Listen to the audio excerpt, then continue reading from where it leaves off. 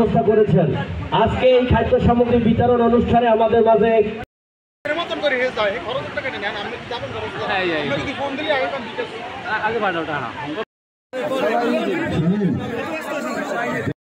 সাহায্য সহযোগিতা পেয়েছি।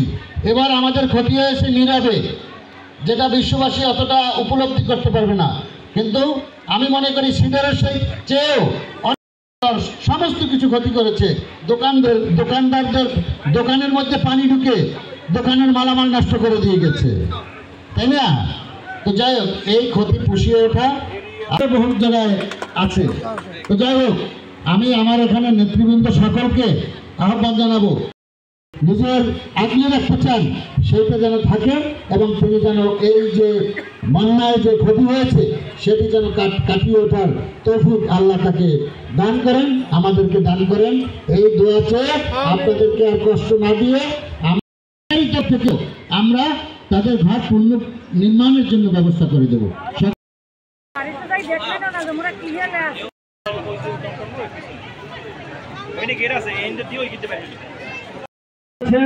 এবং সবচেয়ে আনন্দের সংবাদ হচ্ছেন তিনি প্রথমেই